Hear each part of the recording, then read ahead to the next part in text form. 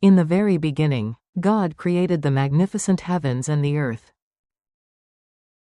The earth was formless and empty, with darkness covering the deep abyss. And the Spirit of God was hovering gently over the face of the waters. Then God commanded, "Let there be light," and radiant light appeared. God saw that the light was good, and he separated light from darkness. God called the light day, and the darkness he called night. Evening passed and morning came, marking the completion of the first day. God said, "Let there be a vast vault to divide the waters from the waters." So God made the sky, separating the waters below from the waters above.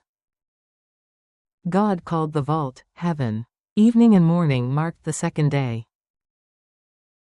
God said, "Let the waters under the sky be gathered into one place.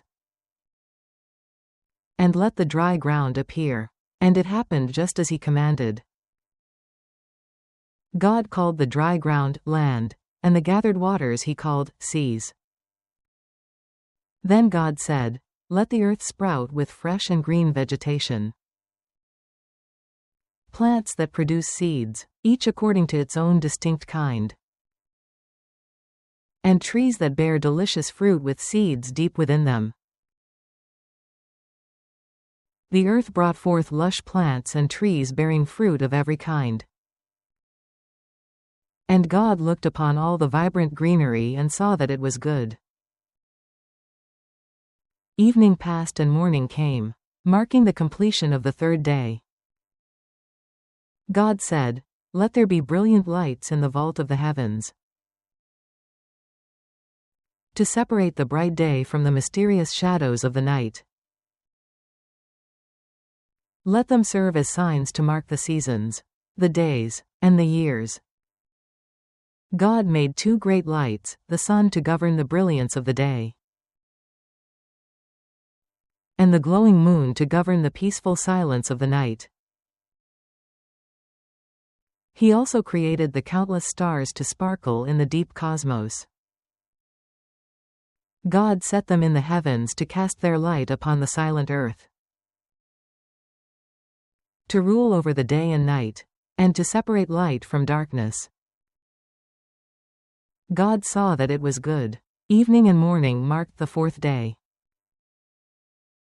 God said, "Let the waters swarm with an abundance of living creatures." So God created the great sea monsters and every creature in the deep, every living thing that moves and swarms within the vast blue waters. And let the birds fly above the earth across the expanse of the sky.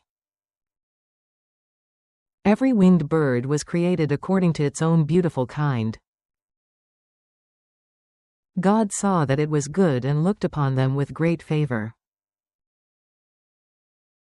God blessed them, saying, "Be fruitful and multiply in the great oceans. Let the waters of the seas be filled with life in every corner. And let the birds increase and multiply across the face of the earth." Evening passed and morning came, marking the completion of the fifth day. God said, "Let the earth bring forth living creatures of every kind. The majestic wild animals, the livestock, and all that crawl the earth, and every small creature that moves along the surface of the ground."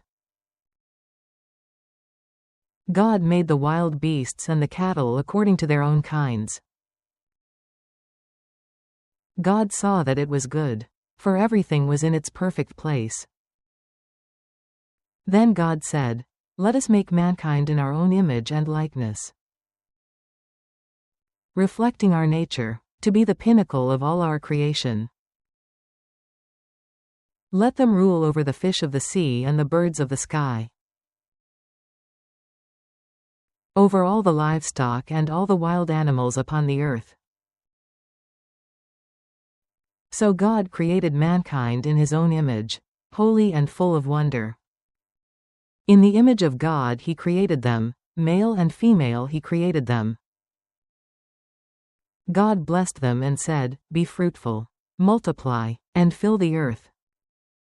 Master the earth and rule over every living creature that moves.